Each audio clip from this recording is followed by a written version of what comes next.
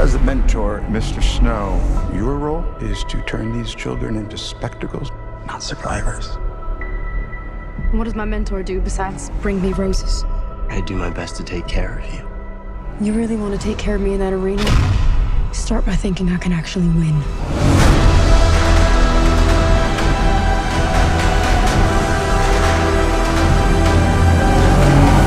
The original Hunger Games books and films must have arrived at slightly different life stages for you both. What did they mean to you? And Rachel, for you in particular, what did Katniss Everdeen mean? Yes. Take For it me, away. yes. Well, it was really wonderful to see such a powerful character. And she was young like me, and it was really inspiring. I think any young person who read those books, and you can correct me if I'm wrong, was really moved by her morality and the fact that she was the heartbeat of the book, not wanting to go into this arena and not be herself. Yeah. She wanted to be herself and still be able to perform well physically, and didn't want to have to kill other people. And I always thought she was such a sympathetic character, and I really loved getting to read something from her point of view. That's great. Thanks. How can I follow that? You can. I never read the original Oh, books. right.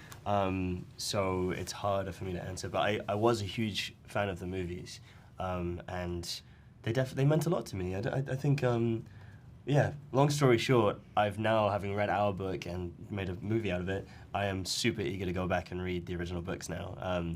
Because also it won't infect my kind of playing of the younger choreo. Like, I'm glad I hadn't read them now, because I think it would have made me, I don't want to guess where he's going to end up when I'm playing him. So, yeah. Tom, if I may be shamelessly parochial here for a moment, your very first movie appearance, if I'm not mistaken, was in Robin Hood with our very own Russell Crowe and Kate Blanchett. Yeah. How do you reflect on that experience with the benefit of hindsight, and how integral were those two in your pursuing acting professionally? Yeah, two of your kinsmen. Absolutely. Yeah, they. I played feral child number 3 in that movie.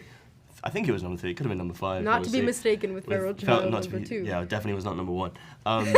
Yeah, that was, honestly, I mean, I'm joking, but it was quite integral, because it was the first time I'd been on a big set. I think I was like 13 or 14, and it was the first time I'd been on any big movie set, and I could see, even if I didn't have dialogue with them, I had these amazing actors who I'd grown up watching on TV, and like Gladiator was like one of my favorite films of all time.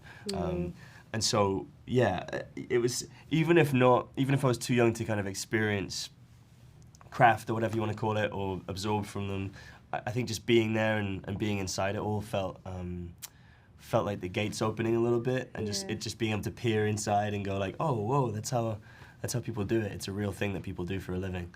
Yeah. That's so cool. I'd love to meet. Thank you. Yeah, sorry. I was just gonna say I'd love to meet them one day and remind them of that. But That'd be so fun. I'm sure they would love that too. Yeah. Awesome. Thank you so much for your time, both. Thoroughly enjoyed the film, and all the best with it. Thank you.